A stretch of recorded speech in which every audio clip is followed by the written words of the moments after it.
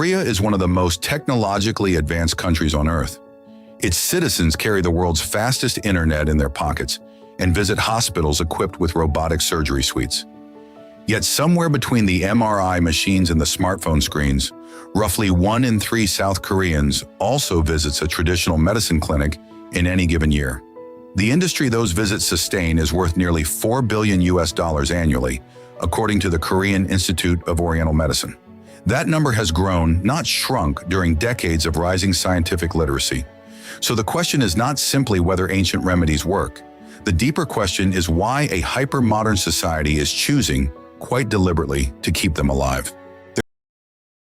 The Korean Institute of Oriental Medicine estimates the domestic Hanbang market at approximately $4 billion as of the early 2020s. That market is anchored by around 14,000 licensed Korean medicine clinics operating across the country, a figure reported by Statistics Korea. Korean medicine practitioner, called Hanwisa, must complete a 6-year university degree and pass a national licensing exam, making South Korea unusual among nations in granting traditional medicine practitioners the same legal standing as biomedical doctors. The government's National Health Insurance Scheme, administered by the National Health Insurance Service, covers a defined set of Hanbang treatments including acupuncture and moxibustion, meaning patients do not pay full out-of-pocket costs. A survey published by the Korean Institute of Oriental Medicine found that acupuncture was the single most used treatment, cited by roughly 60% of Hanbang clinic visitors. And exports of Korean herbal medicines and related products have risen steadily, with the Ministry of Food and Drug Safety reporting growth into Southeast Asian and Chinese markets, reaching hundreds of millions of dollars annually. Hanbang did not survive into the modern era by accident. When Japanese colonial authorities suppressed Korean traditional medicine in the early 20th century, its practitioners kept it alive informally for decades. After Korean independence, the government of the Republic of Korea made a deliberate institutional choice. Instead of letting traditional medicine fade, it formalized it.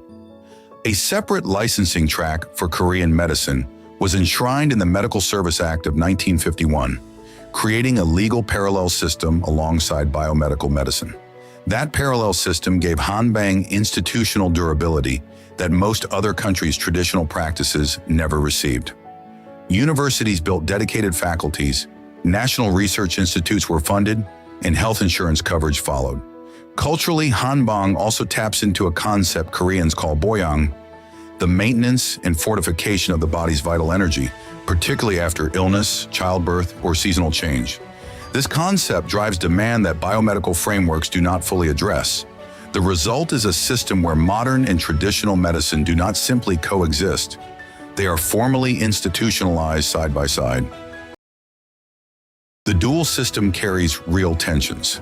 The Korean Medical Association, representing biomedical doctors, has repeatedly challenged the expansion of Korean medicine practitioners' prescribing rights, arguing that some Hanbang treatments lack the randomized controlled trial evidence that Western regulatory bodies demand. Critics also point to documented cases of herb-drug interactions and hepatotoxicity, liver damage, linked to certain herbal preparations, a concern raised in studies published in journals indexed by the Korean government's National Evidence-Based Healthcare Collaborating Agency. On the resource side, national health insurance coverage for Hanbang draws from the same finite pool that funds biomedical care, raising difficult questions about priority.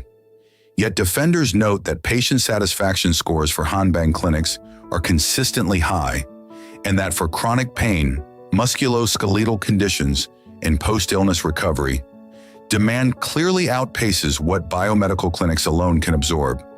The debate is not settled. It is, in many ways, a mirror of a broader global argument about what counts as evidence and who gets to decide. Korea's Hanbang story is really a story about institutionalization.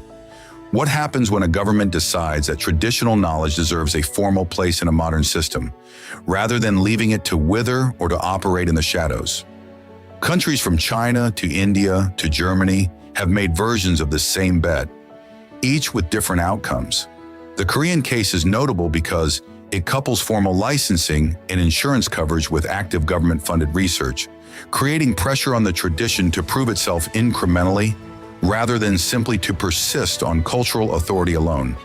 Whether that is the right balance remains genuinely contested, but the broader lesson may be this. The survival of any medical tradition into a scientific age depends less on the strength of its ancient texts and more on the strength of its institutions. Belief sustains demand. Institutions sustain systems. Korea built both.